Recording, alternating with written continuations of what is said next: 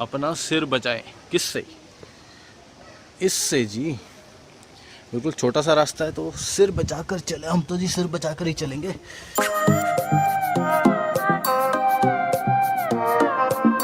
घड़ी के गाड़े पहुंच चुके हैं 10:30 पर। आप लोग पहुंच चुके हैं यूट्यूब चैनल वेकअप व्लॉग्स पर और हम लोग पहुंच चुके हैं एक रैंडम व्लॉग पर। Hi, this is Deepak Sharma, welcome to my YouTube channel wake up vlogs. और आज की कहानी इस प्रकार है कि आज सुबह जब हम उठे थे तब हमारा कोई प्लान नहीं था। हमने डिसाइड किया था कि आज हम करेंगे रैंडम व्लॉग। रैंडम व्लॉग का मतलब ये होता है कि हम कोई प्लान करके नहीं निकलते घर से कि कहाँ पर जाना है, जहाँ रास्ता ले जाए वहीं पर जाकर हम व्लॉग करते हैं। और आज रास्ता हमें लेकर आ गया है इस जगह।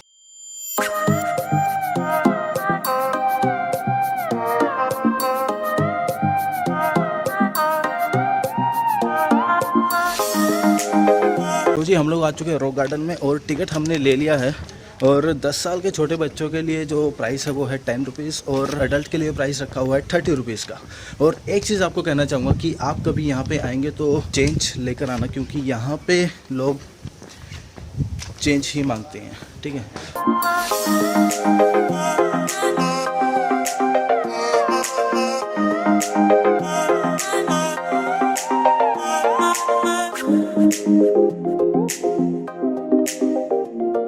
तो जी रॉक गार्डन की बात की जाए तो ये रॉक गार्डन बनाया गया था नेकचंद जी द्वारा 8 जुलाई 1988 को। और इसकी खास बात पता है क्या है?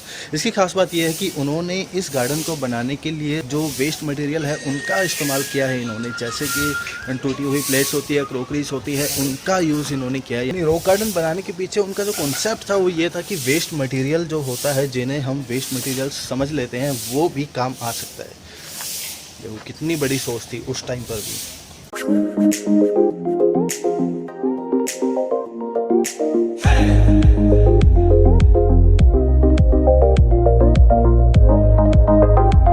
जी यहाँ पर आपको काफ़ी सारे वाटरफॉल्स देखने को मिलेंगे।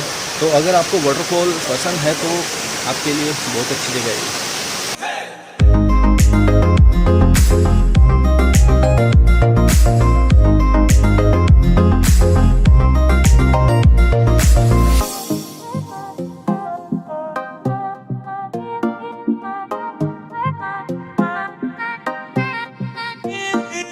ये रास्ते काफ़ी ज़्यादा स्लिपरी हैं, तो अगर आप बारिश के सीज़न में आते हैं तो थोड़ा सा ध्यान से आना, क्योंकि स्लिपरी हो जाता है काफ़ी।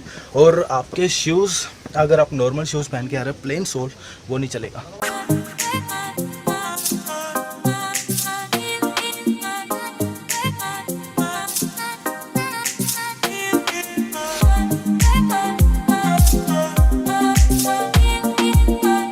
रॉक गार्डन की कुछ जानकारी के बारे में बात की जाए तो ये रॉक गार्डन आज फैला हुआ है 40 एकर्स में।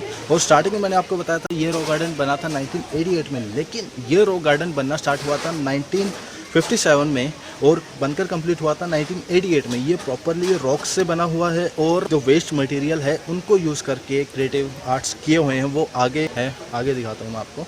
और जो हमारे क्रिएटर हैं मिस्टर नेकचंद जी, वो अभी इस दुनिया में नहीं है। रिसेंटली वो एक्सपायर हुए थे 90 ईयर्स की एज में, लेकिन क्या कमाल बनाया है, क्या कमाल उन्होंने काम किया कि आज भी हज़ारों लोग देखने आते हैं। हज़ारों तो मैं कम ही कह रहा हूँ, लेकिन बहुत सारे लोग देखने आते हैं। समझ जाओ ना यार, बहुत सारे लोग देखने आते हैं।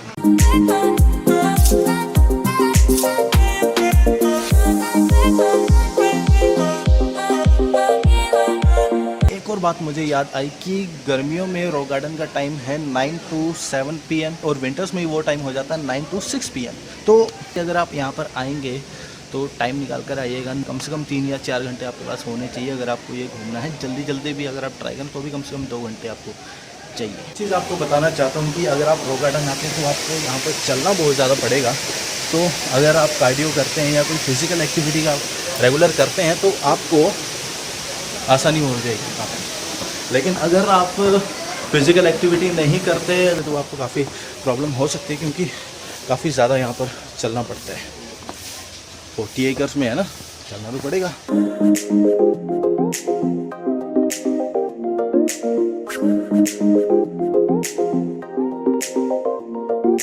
पर आए हुए मुझे अभी आधा घंटा हुआ है और 2-3 जगह मैं देख चुका हूँ कि सफाई कर्मचारी लगे हुए हैं रॉक गार्डन को साफ़ सुथरा रखने में। तो आपसे मैं एक चीज़ कहना चाहता हूँ कि अगर आप यहाँ पर आते हैं तो इन सफाई कर्मचारियों का थोड़ा सा सहयोग करें। अगर आप कुछ खाने पीने का सामान लेकर आते हैं तो वो कचरा यहाँ पर ना फैलाएं, उसको डस्टबिन में ही डालें। थोड़ा सा इन सफाई कर्मचारियों का सहयोग करें।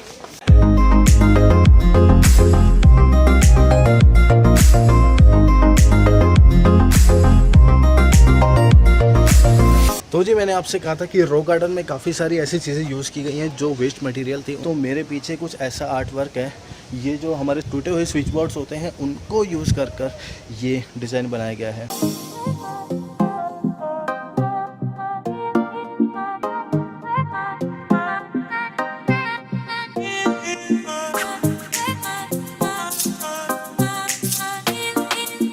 तो जी अभी हम लोग पहुंच चुके हैं रॉक गार्डन के सबसे कंफ्यूजिंग पार्ट में, जहाँ पर कंफ्यूजन होती है कि आखिर हमने जाना कहाँ पर है। जैसे कि पीछे आप बोर्ड पे देख सकते हैं कि फेज़ 3 इस साइड को है और एग्जिट इस साइड को, लेकिन कुछ टाइम पहले यहाँ पे ये चीज़ नहीं लिखा होता था। यहाँ पे लिखा होता था phase 3 this way and phase 2 this way. तो लोगों को काफ़ी ज़्यादा कन्फ्यूजन होती थी।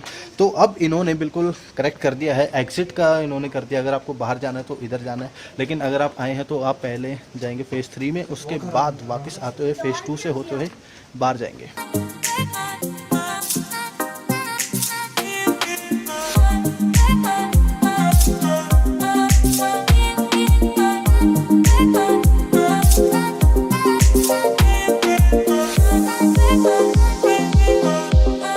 हम लोग आ चुके हैं रॉक गार्डन के सबसे बड़े वाटरफॉल पे। तो ये वाला जो वाटरफॉल है, ये वाटरफॉल सबसे ज़्यादा बड़ा है रॉक गार्डन का। और ये जो पीछे आप पानी देख रहे हैं, यहाँ पर पहले बोटिंग होती थी। जब मैं बिल्कुल छोटा था, स्कूल टाइम में होता था, तो वो मैं यहाँ पर आया था एक दो बार, लेकिन काफ़ी सालों से यहाँ पर बोटिंग बंद है।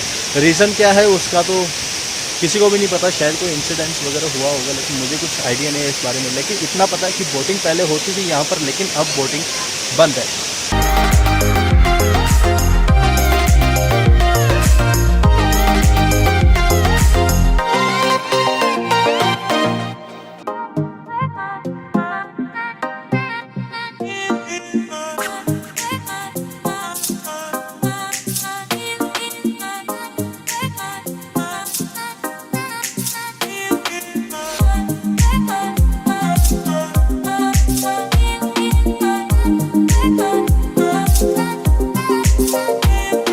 अभी हम व्लॉगिंग कर रहे थे तो मेरी एक टूरिस्ट से बात हुई, तो उन्होंने बताया कि वो बाहर से यहाँ पर घूमने के लिए आए हैं और चंडीगढ़ का नाम सुनकर उनको बहुत ज़्यादा उम्मीद थी कि यहाँ पर पेटीएम या कार्ड स्वाइप मशीन वगैरह कुछ तो अवेलेबल होगा यहाँ पर। लेकिन टिकट काउंटर पे ना तो कार्ड स्वाइप मशीन अवेलेबल है, ना ही पेटीएम अवेलेबल है, कुछ भी अवेलेबल नहीं है।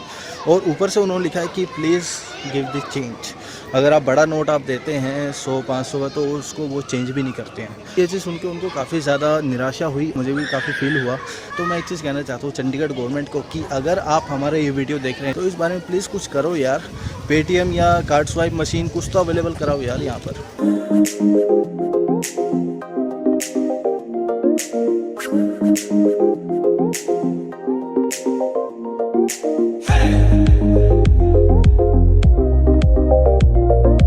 अभी हम लोग आ चुके हैं रॉक गार्डन के एक एग्जीबिशन में, जहां पर रॉक गार्डन की कुछ यूनिक फोटोग्राफ्स डिस्प्ले में लगी हुई हैं। तो चलो फटाफट से देखते हैं इन फोटोग्राफ्स को।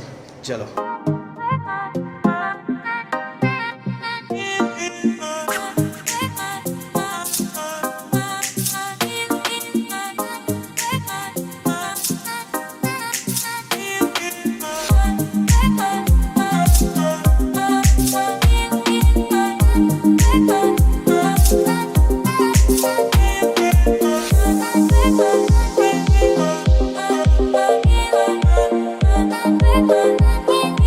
नेक्सन जी के बारे में एक चीज़ कही जाती है कि जो चंडीगढ़ के टेलर्स होते थे, नेक्सन जी उनके पास जाते थे और जो रंग बिरंगे कपड़े के टुकड़े बचे होते थे उन दर्जी के पास, वो कलेक्ट कर लेते थे और उन टुकड़ों से वो गुड़िया बनाते थे, डॉल्स बनाते थे। और आज रॉक गार्डन में उन डॉल्स को लेकर एक डॉल म्यूज़ियम बनाया हुआ है और अभी हम लोग जा रहे हैं वही डॉल म्यूज़ियम देखने के लिए। और मुझे पूरा यकीन है कि बहुत ज़बरदस्त डॉल म्यूज़ियम होगा। तो चलो फटाफट से चलते हैं वहाँ पर और देखते हैं।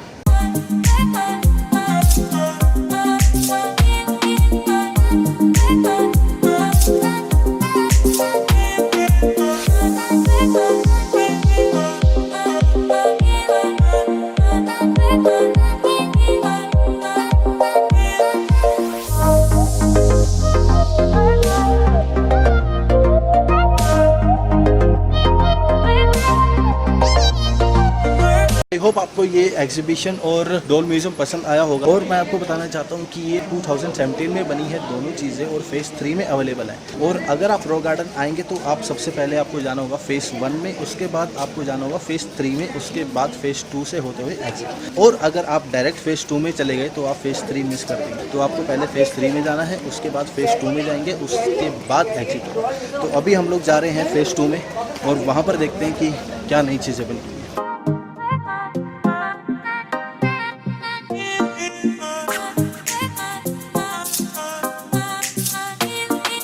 तो जी अभी हम लोग आ चुके हैं फेज़ 2 में रॉक गार्डन के, और यहाँ पर भी बहुत ज़बरदस्त कलाकारियाँ की हुई हैं हमारे नेकचंद जी द्वारा। कितनी मेहनत से बनाया गया है ये सब चीज़ें।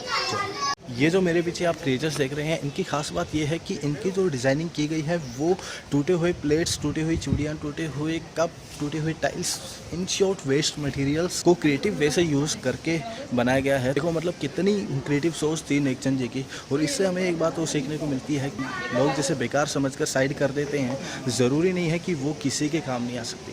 अक्सर ऐसी ही चीज़ें लोगों के काम आती हैं और दुनिया बदल देती है क्या?